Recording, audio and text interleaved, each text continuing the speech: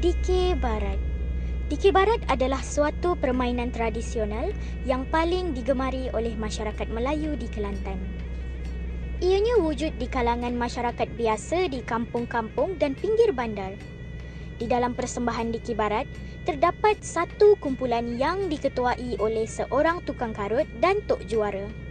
Mereka akan berbalas pantun dan diikuti oleh awak-awak sebagai suara latar dengan suara yang kuat dan lantang. Tahukah anda, terdapat 5 pendapat tentang asal-usul Dikir Barat ini.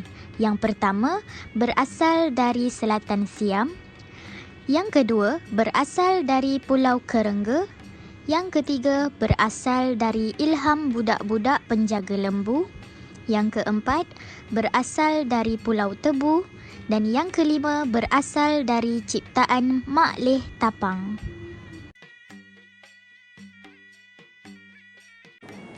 Salam sejahtera kepada Profesor dan juga rakan-rakan sekalian.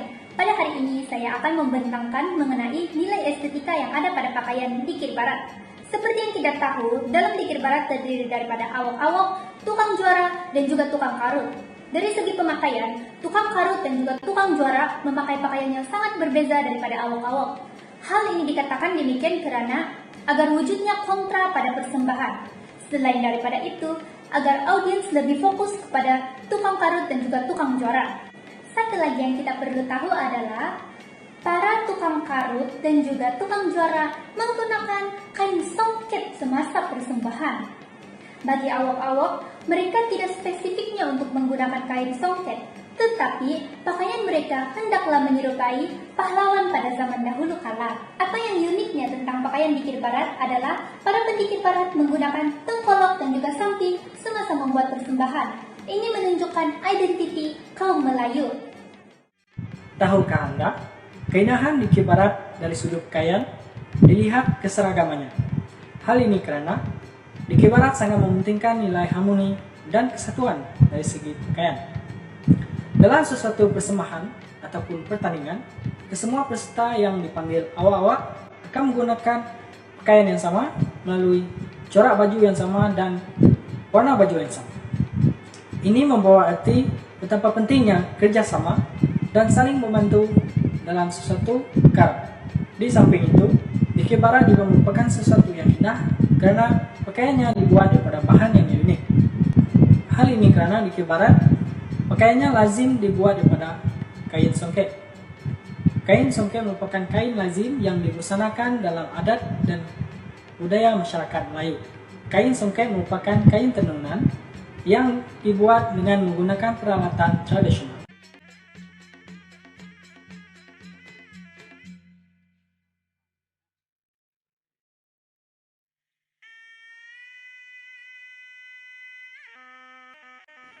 Rebana merupakan salah satu alat yang terdapat dalam Dikir Barat. Ianya terbagi pada dua, iaitu rebana ibu dan rebana anak. Rebana ibu memainkan ton yang rendah, manakala rebana anak memainkan ton yang tinggi.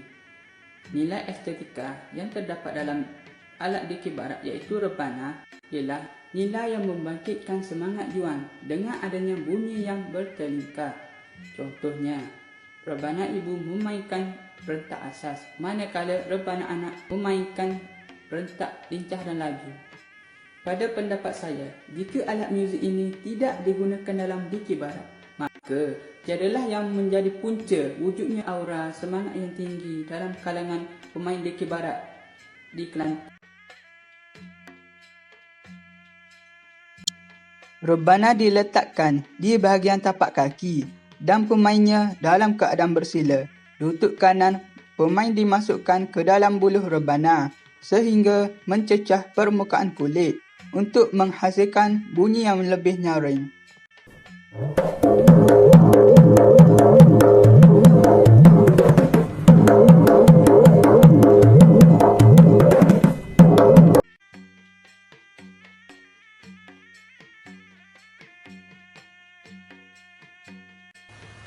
Mari kita kupas mengenai nilai estetika yang ada pada alat muzik yang bernama gong. Apabila dilihat daripada nilai estetika bunyinya, Gong seakan memberi isyarat permulaan dan pengakhiran persembahan tersebut. Gong juga seumpama memberi isyarat kepada penyanyi untuk sentiasa atau kekal berada di laluan yang sepatutnya. Ianya juga memberi isyarat tempo kepada penyanyi supaya bernyanyi dengan seragam. Gong juga dimainkan dengan beberapa cara yang berbeza, iaitu sama ada dengan secara perlahan ataupun secara laju. Jadi daripada bunyi ketukan gong yang laju ataupun perlahan itu memberi isyarat kepada penyanyi untuk sedia bertukar kepada irama yang lain.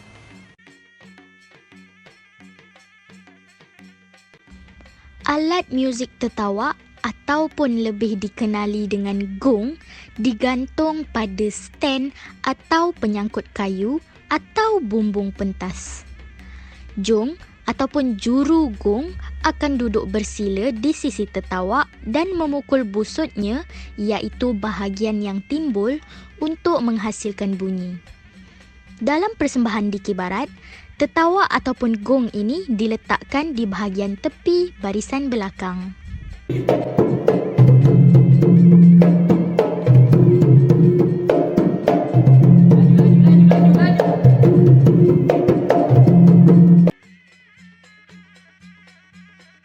Canang merupakan salah satu alat muzik penting dalam persembahan Dikir Barat.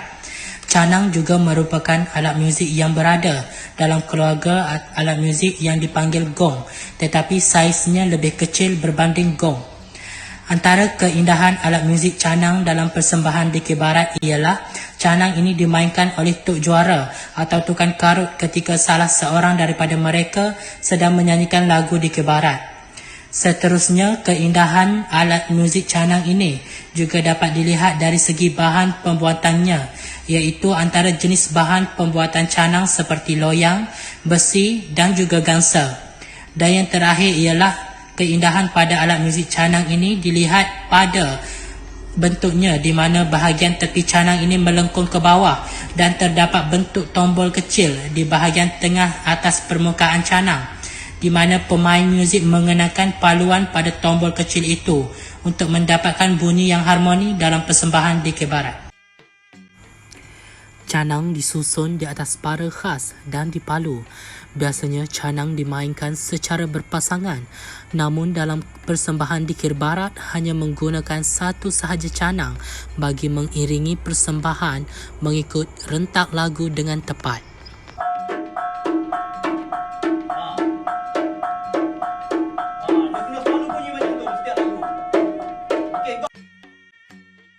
Kesimpulan yang kami dapat daripada kajian estetika mengenai Dikir Barat adalah kami dapat banyak info menarik mengenai estetika, tidak kira dari segi pakaian, cara persembahan dan juga muzik. Kami juga belajar banyak benda seperti keindahan pakaian tradisional, keindahan alunan bunyi muzik, serta keharmonian pergerakan koreografi dalam Dikir Barat. Para pendikir Barat juga telah membuka mata kami bahawa kita hendaklah mencintai warisan seni kebudayaan kita agar tak lekan dek panas, tak lapuk dek hujan. Kita juga haruslah mengekalkan warisan seni budaya kita agar masyarakat akan datang dapat mempelajari dan mewarisi keindahan seni kebudayaan yang unik ini.